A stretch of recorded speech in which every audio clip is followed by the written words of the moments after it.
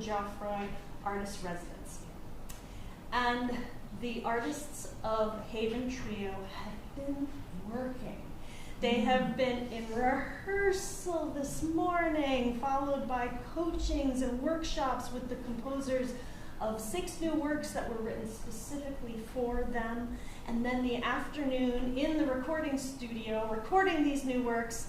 And tomorrow they're going to do the same thing again. But tonight, we get to pause the laser precision work of rehearse and record for a real-time offering in performance.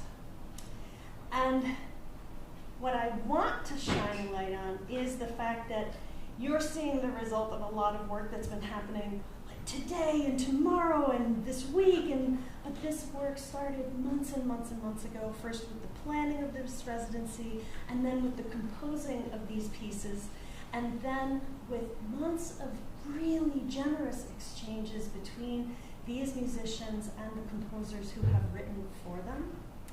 This has been a process, and it's been rich and layered and filled with the light that these extraordinary musicians and humans bring. So please join me in welcoming the artists of Haven Trio.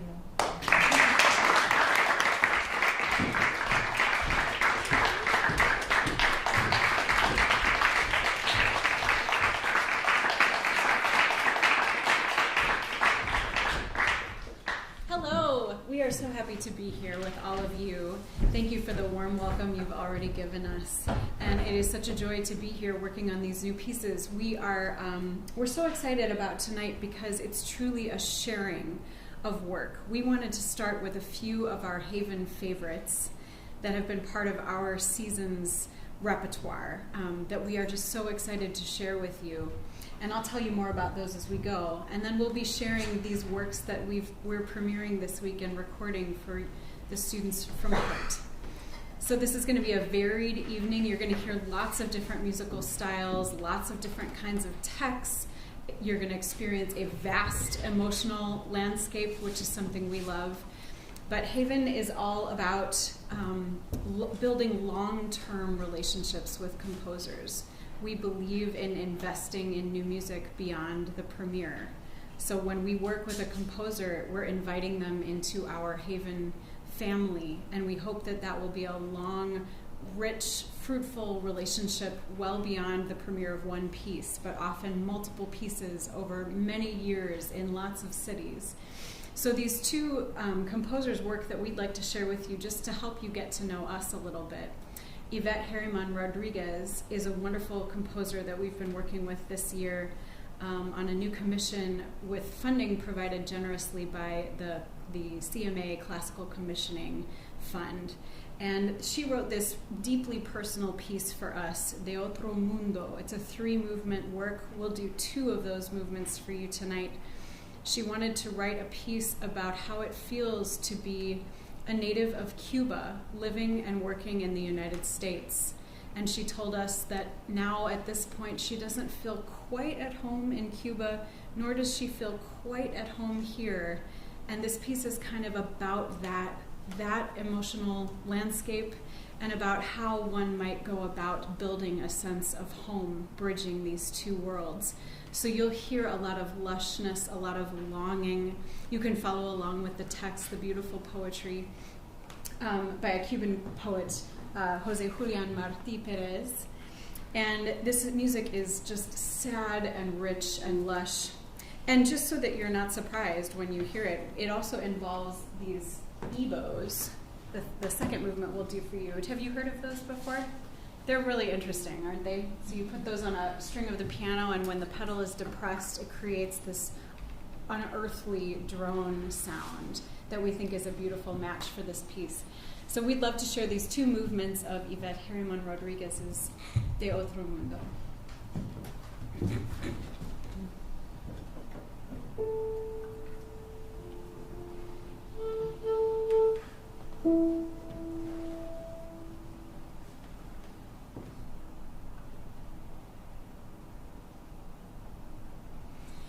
Vino a vermi un amico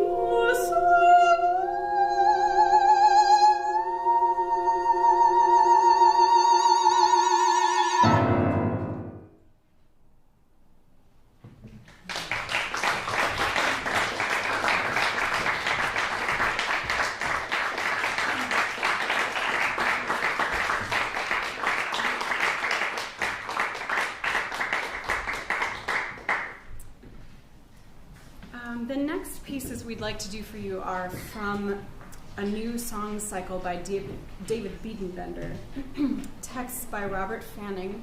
They are an incredible creative pair and partnership, and now very, very close friends also. They were paired up randomly at one of these programs with composers and poets. They just were thrown together and said, create something new. And what began was one of the greatest partnerships we know, and now they have a lifetime to keep working together, which is a huge gift. So this cycle is called All We Are Given We Cannot Hold. There are 7 songs in it, but we'll do 3 for you tonight. And this is all about those little snapshot moments in life that may not seem significant while you're experiencing them, but they hold enormous symbolic weight in your life. David says that reading Robert's poetry makes him remember to be more grateful, to live a more grateful life. And I think each one of these songs, you are kind of dropped into a different scenario. They're like snapshots of moments in time in your life. One of them, the first one we'll do for you, watching my daughter through the one-way mirror of a preschool observation room. You can picture kind of a young parent nervously watching their young child, hoping they'll be okay through that mirror. Model Nation is about an older parent watching their child get ready to launch and go off into the world and become independent. And the 7th one, Cuttings, is about walking out on your front step and seeing little clippings of hair from your wife giving your children a haircut on the porch the day before, and then what thoughts that causes this person to have. And I think you'll find that each one of these will break your heart and also remind you to be so grateful for people in our lives that we love, for moments that are special that maybe pass by too soon unless we're really paying attention. So we love these songs. We just recorded them, and they will be coming out on a new album of all David Biedenbender music very soon, in the next couple of weeks. And that's on the Blue Griffin label. But it is an enormous joy to work with this composer and this poet. And honestly, we're always just sad when these songs end. So we hope you enjoy these 3 from All We Are Given We Cannot Hold.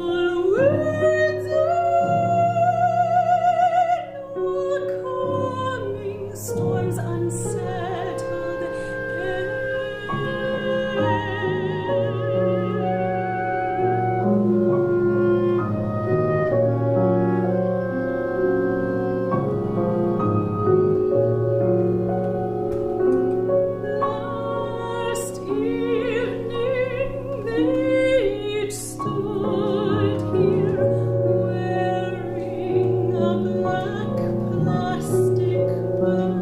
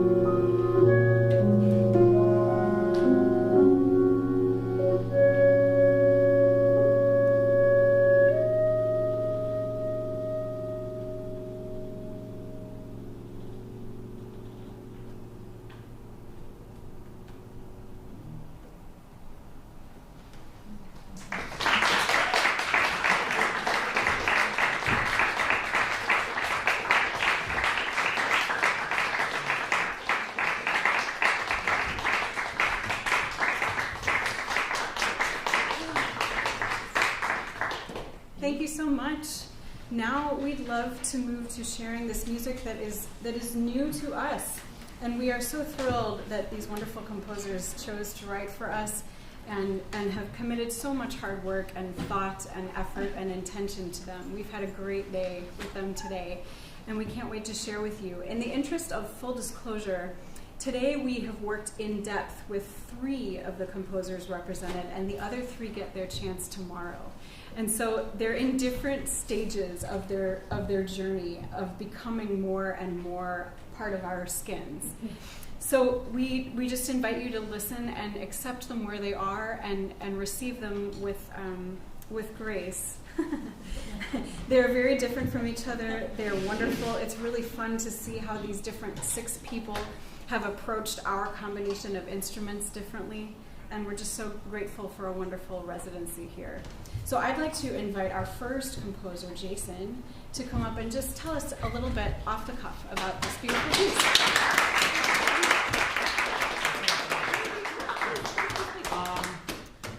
As Lindsay just said, I'm Jason. So I got an email for a score call in December of 2022, I believe, which was last December. And at the time, I was kind of in the mindset of like, I need to combine vocals and instrumentals. And then I got this email and I was like, oh my God, this is like the perfect opportunity for me to do this. So I immediately sent like an enthusiastic, just like, I want to do this so bad. And I was lucky enough to be selected for this. And just the process has been incredible, just to get to work with these extremely talented and musicians who work with such intention in like just the way they interpret the text and the way they interpret just their sound as an ensemble. I guess I wanted to take just this piece of text, How Do I Love Thee, by Elizabeth Barrett Browning, as just kind of a journey through just love from something that's naive and kind of sweet and humble to something that's more strident and I guess just purposeful and declaring. So I hope you guys enjoy. Thank you, Dr. Langs. Thank you. Thank you.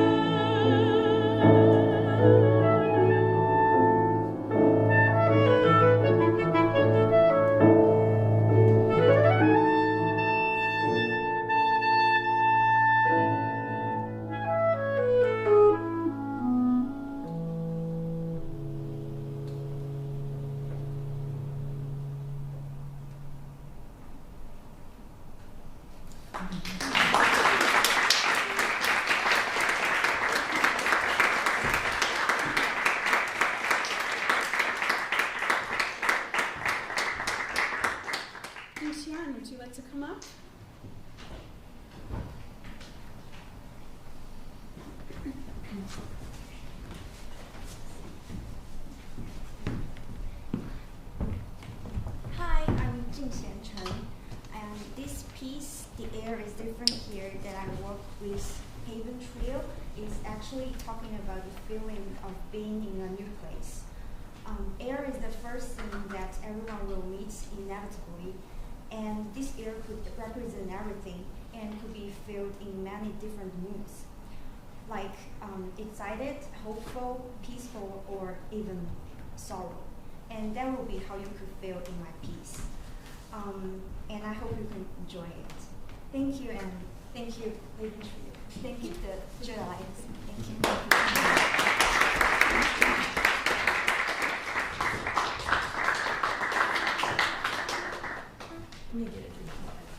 Yeah.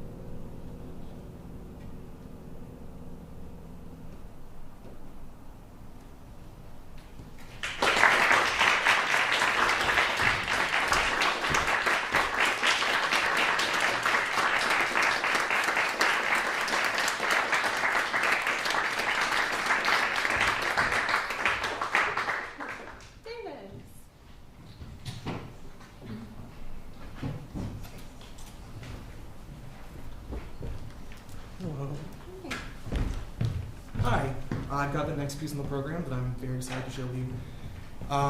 One of the really beautiful things about being engaged in so much poetry is I'm exposed to much more poetry through things I already know.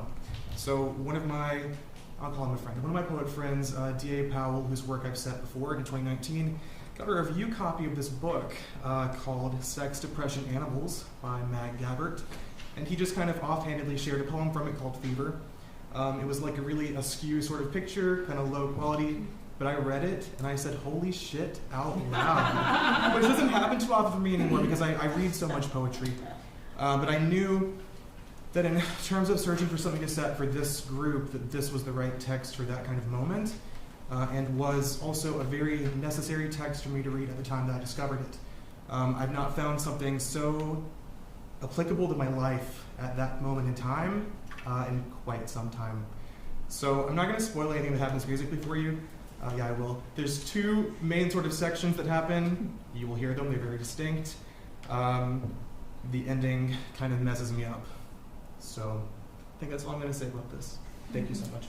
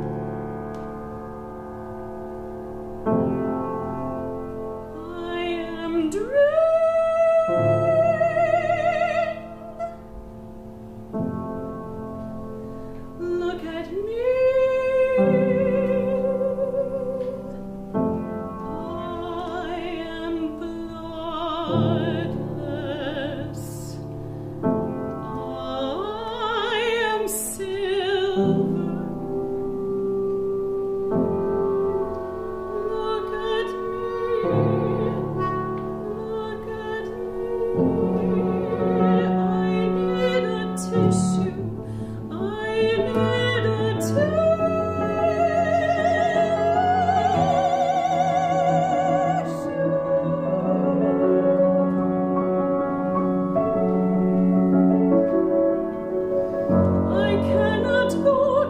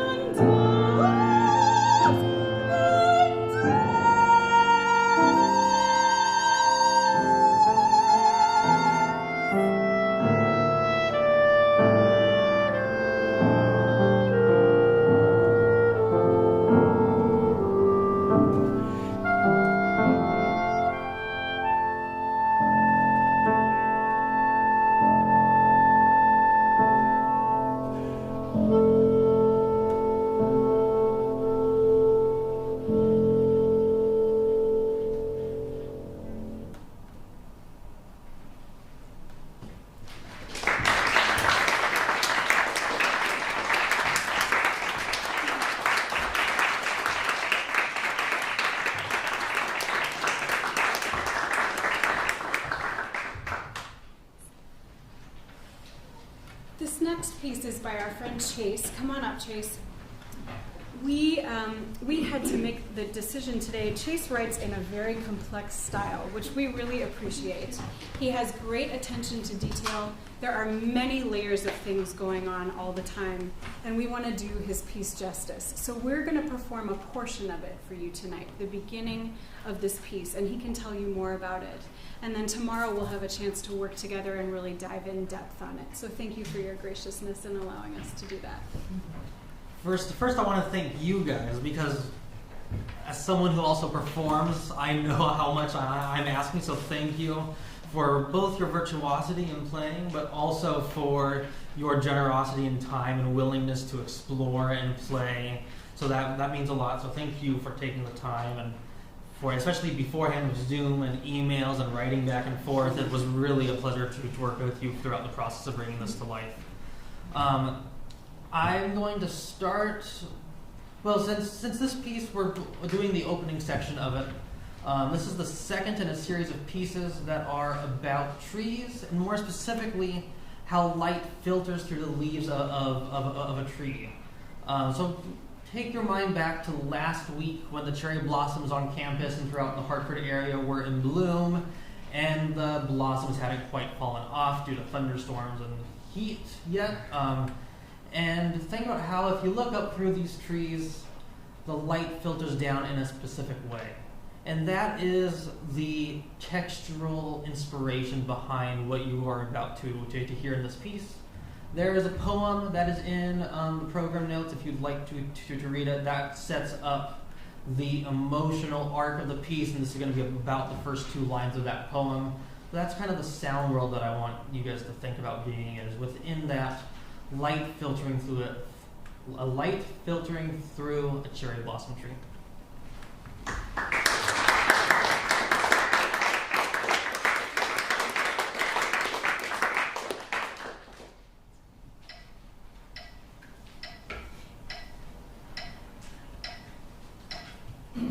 have to internalize this pulse. Just to let you know, I haven't been checking my texts all night. I've been just setting tempos because we do take your tempos seriously, because I think they you're welcome. So I'm just going to listen to this one more time, if that's okay, because this one's hard to hold on to. 4, 1, 2, 4, 1.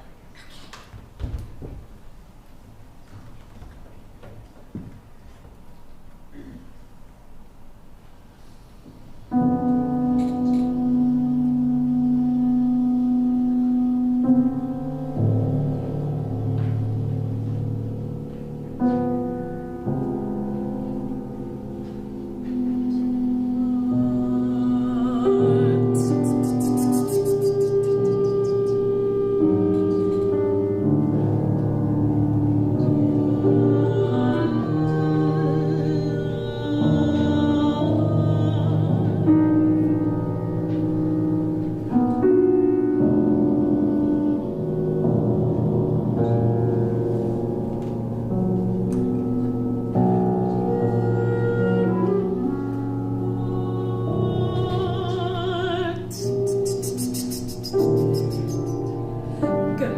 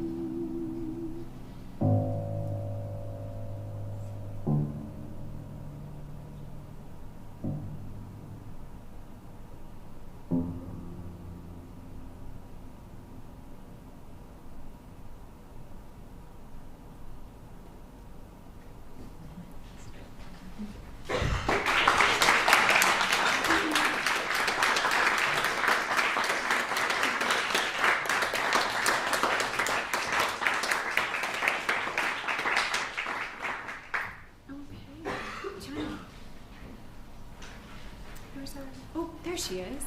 There you are. Come on up.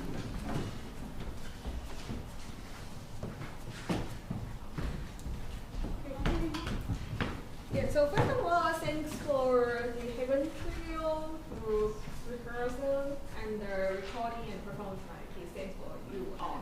Yeah, and when I tried to did some research about the poetry related to Hartford, and I just found this very particular poem. And you may all know that one of the famous landmarks in this city is the golden rooftop of the Connecticut Capitol building located at Bushnell Park. And I found it so fascinating. Ernest, he likened that golden rooftop as a honeycomb. And he made so much fantastic association and metaphor of that rooftop. And I never thought, in his view, Hartford can be so sparkling and glittering. It feels very special. Since I lived in Hartford for 4 years, so I would like to write something for this city, which is kind of a landmark in my life. Yeah, so please enjoy. Thank you very much.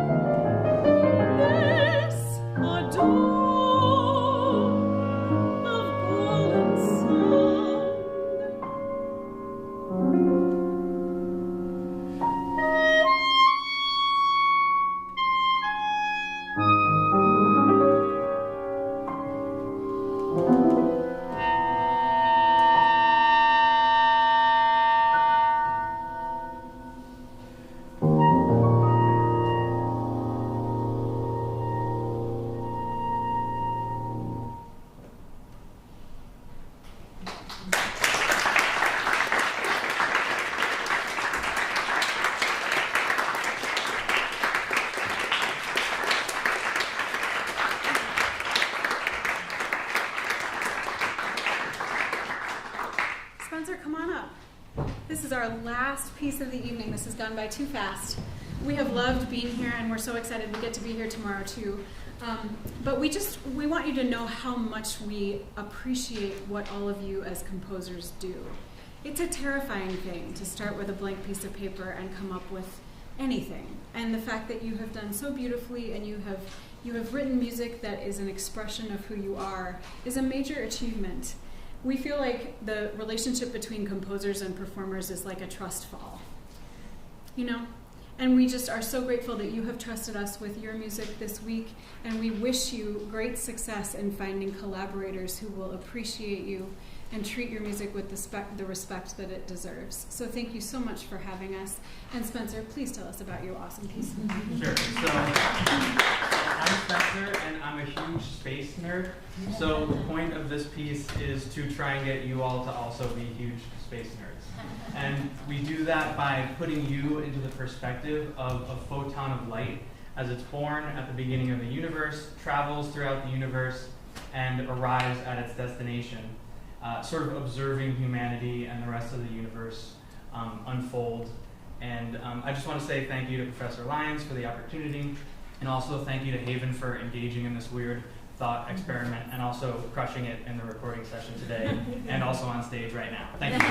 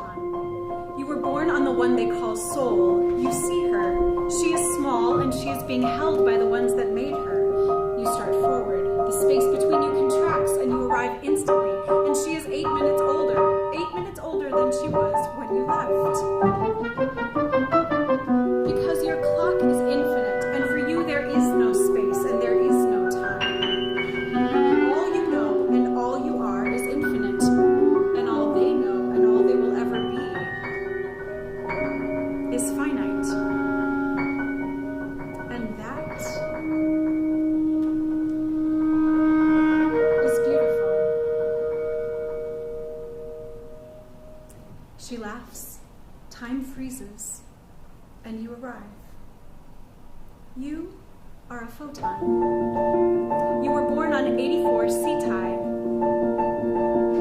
You see him. He is young and he is happy. Then he is old and he is frail. He looks up at you and then he is gone. And so are those who remember him. And those who remember them. And those who remember them. And you arrive. You are a photon. You were born in the vacuum of space. From nothing comes nothing, but nothing is where you come from. And back to nothing is where you'll go. You've been exchanged, yet your existence goes unseen. But that doesn't mean you aren't real. You are real. Aren't you? You are a photon. You were born on a red dwarf. They call it UDF 2457, but that doesn't matter. You watch them. Their planet spins and it falls and it shifts and it flows. Things are made and they are unmade and they are made again in a new way. And they learn and they adapt and they destroy. And then they make amends and these beings create new things and destroy old things and they destroy new things and they are all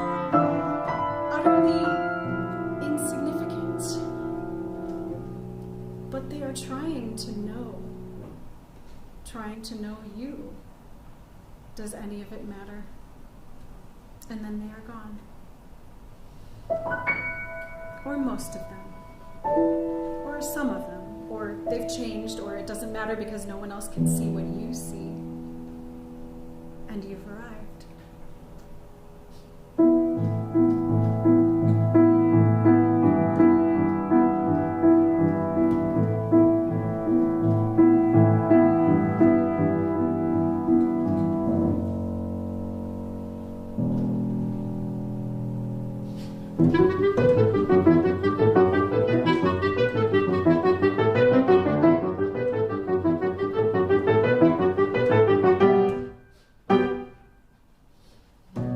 You are a photon. You were born in darkness, born of ionized atoms, hydrogen, deuterium, and helium-4. The very first light 240,000 years after it started.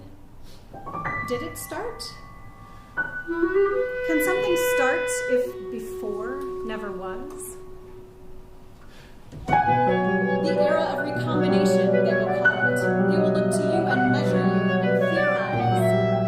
They will begin to know you, and you will show them their beginnings, their world. Now you see nothing but the expansion of space. You race to catch up, but it flies faster, even though nothing flies faster, but it's faster when it beats you. Were you racing or were you constant? Around you, clouds of gas form, and galaxies form, and systems form, and stars form, and they burn, and they burn, and they expand, and then they collapse, and then you're beyond the event horizon, and you try, and you try, and you try, but you can't escape, because nothing can escape. Nothing can escape. You arrive in darkness, and then it evaporates. Can anything be recovered? You are a photon. You were born in a new generation of stars. These new stars form, and then they burn. Sometimes they find others like themselves, and then they dance. Their patterns ring out like a coded message. It is a coded message. Who hears it? And of them, who understands? Who knows?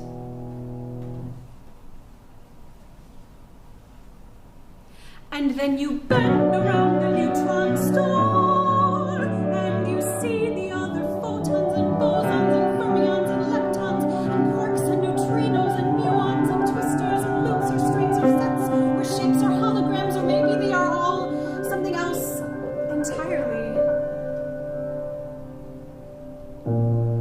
What you are and what they are is not known. At least, not yet.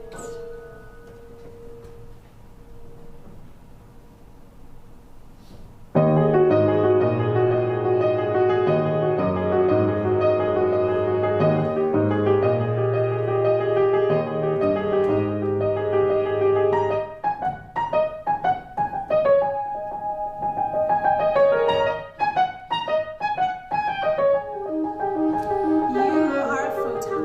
You travel at sea, the speed of light, and the speed of life, and the speed of death, and the speed of gravitation, and the speed of speed, the ultimate speed limit of the universe. But you don't have a life, and you will never die, or you only die, for energy is conserved. What is borrowed must be returned instantaneously. Inevitably, and all of you are borrowed and are yet to be returned and reborn and returned and reborn and returned. The universe accelerates around you, instantly but gracefully. Everything happens and nothing happens because no time passes for you. But for them it all happens, and it already happened, and then they're gone. You pass them by before your clock has ticked even once, and that's what they are, and that's when they are, and they all they've ever been and all they will ever be, or have they never been? And then everything's gone, but it can't be gone if it never was, but it's gone, and then it all stops.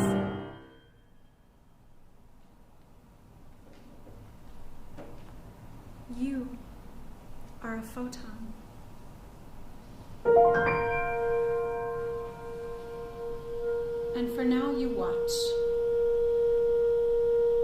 because now is all there is.